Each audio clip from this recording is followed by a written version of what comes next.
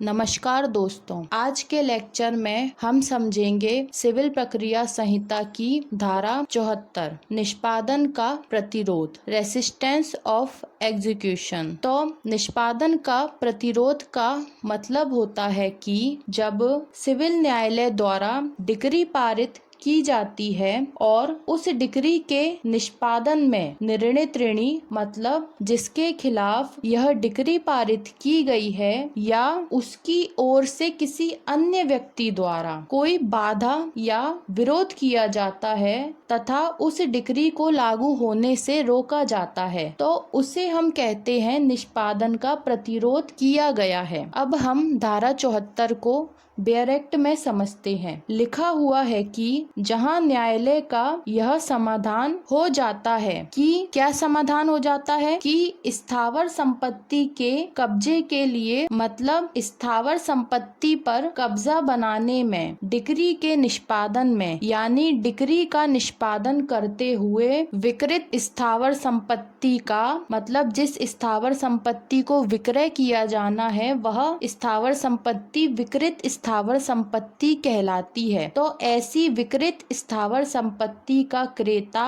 मतलब जिसे वह स्थावर संपत्ति डिक्री का निष्पादन करते हुए बेची गई है, वह क्रेता वह संपत्ति को खरीदने वाला व्यक्ति संपत्ति पर अपना कब्जा अभिप्राप्त करने में निर्णित ऋणी के द्वारा या उसकी ओर से मतलब निर्णित ऋणी की ओर से ही किसी व्यक्ति के द्वारा प्रतिरुद्ध या बाधित किया गया है। मतलब उस क्रेता को मतलब उस संपत्ति को खरीदने वाले व्यक्ति को या तो निर्णित ऋणी ने बाधा पहुंचाई है या निर्णित ऋणी की ओर से किसी अन्य व्यक्ति ने जब वह क्रेता उस संपत्ति को खरीद रहा था उस समय उसे बाधा पहुंचाई है या रोका गया है। और ऐसा प्रतिरोध या बाधा किसी न्याय संगत हेतु के बिना है। मतलब संपत्ति पर कब्जा बनाने के लिए जिस क्रेता को रोका जा रहा है ऐसा रोका जाना या ऐसी बाधा किसी न्यायपूर्ण उद्देश्य के लिए नहीं है। मतलब उस क्रेता को जब रोका जा रहा है तो वो किसी न्यायपूर्ण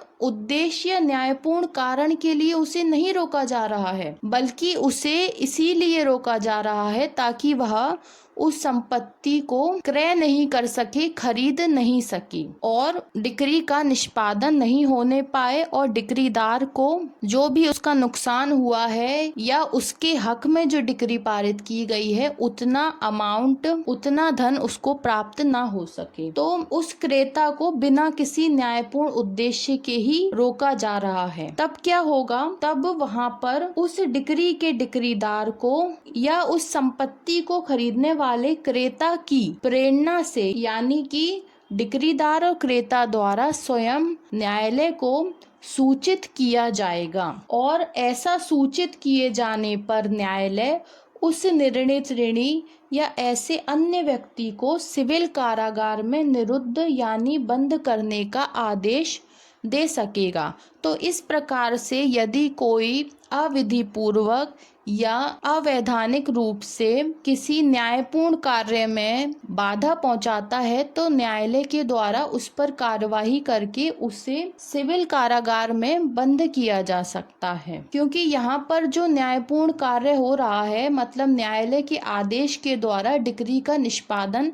किया जा रहा है और उस डिक्री के निष्पादन में निर्णित ऋणी की स्थावर संपत्ति को बेचा जा रहा है ताकि डिक्रीदार की जो डिक्री है उसका पालन हो सके और उस डिक्रीदार को उसका पूरा अमाउंट प्राप्त हो सके। ठीक है, तो जो निर्णित ऋणी है या अन्य व्यक्ति है उसे न्यायालय के द्वारा सिविल कारागार में बंदी बनाया जाएगा और निर्णित ऋणी या अन्य व्यक्ति को ऐसी अवधि के लिए सिविल कारागार में बंद रखा जाएगा जो 30 दिन की हो सकेगी। तो यहाँ पर हम 30 दिन ही पढ़ेंगे या फिर बोलेंगे, यहाँ 1 महीना नहीं बोला जाएगा। मतलब बेयर एक्ट में जैसा लिखा हुआ होता है यदि यहाँ पर 1 महीना लिखा होता तो हम उसे 1 महीना ही पढ़ते और बोलते, लेकिन यहाँ पर 30 दिन लिखे हुए हैं तो 30 दिन के लिए निर्णित ऋणी या अन्य व्यक्ति को यदि वह बाधा पहुंचाते हैं तो उन्हें सिविल कारागार कारागार में निरुद्ध किया जाएगा। क्योंकि कई बार एग्जाम में डायरेक्ट वर्ड टू वर्ड पूछ लिया जाता है कि कितने दिन हैं, तो इसमें निरुद्ध किए जाने के लिए जो दिन डिसाइड किए गए हैं वो है 30 दिन। और इसके अलावा न्यायालय ऐसा अतिरिक्त आदेश भी दे सकेगा जिससे कि डिक्रीदार या विक्रेता को उनकी संपत्ति का कब्जा दिलाया जाए। तो यहाँ पर विक्रेता वह व्यक्ति है जिसने या जिसके लिए यह स्थावर संपत्ति बेची जा रही है। उस डिक्रीदार को उसका उचित हक और विक्रेता को उसका कब्जा दिलाया जाएगा ताकि वह अपनी संपत्ति को विक्रय कर सके, बेच सके और क्रेता के द्वारा उस संपत्ति को खरीदा जा सके। तो यहाँ पर जो विक्रेता है वह न्यायालय भी हो सकता है, क्योंकि न्यायालय के द्वारा डिक्री के निष्पादन में निर्णित ऋणी की स्थावर संपत्ति को बेचा जा सकता है, या फिर कोई अन्य व्यक्ति भी विक्रेता हो सकता है जिसे भी न्यायालय उस संपत्ति को बेचने के लिए नियुक्त करता है। तो यह थी सिविल प्रक्रिया संहिता की धारा 74 जो रेसिस्टेंस ऑफ एग्जीक्यूशन के बारे में हमें बताती है कि यदि कभी डिक्री का निष्पादन करते हुए किसी भी प्रकार की कोई बाधा या कोई प्रतिरोध उत्पन्न किया जाएगा, लेकिन ऐसी बाधा या प्रतिरोध कब उत्पन्न की जा रही है, जब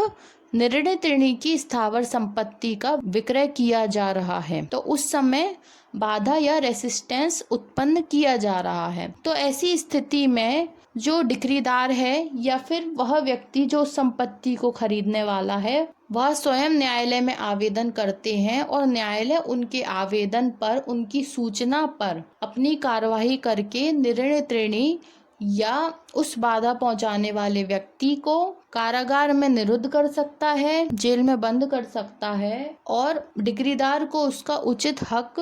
और कब्जा दिलाता है। तो स्थावर संपत्ति के विक्रय में बाधा पहुंचाने के लिए निर्णित ऋणी या अन्य व्यक्ति को कारागार में कितने दिन के लिए निरुद्ध किया जाएगा? 30 दिन। तो इस प्रकार से हमें पता चलता है कि 30 दिन के लिए सिविल कारागार में निरुद्ध किया जाएगा। तो यह थी सिविल प्रक्रिया संहिता की धारा 74। यदि आपको धारा 74 से संबंधित कोई डाउट है या फिर आप कोई क्वेश्चन पूछना चाहते हैं तो हमसे कमेंट बॉक्स में पूछ सकते हैं। इसी प्रकार से सिविल प्रक्रिया संहिता को और आसान भाषा में समझने के लिए हमारे चैनल को सब्सक्राइब करें। धन्यवाद।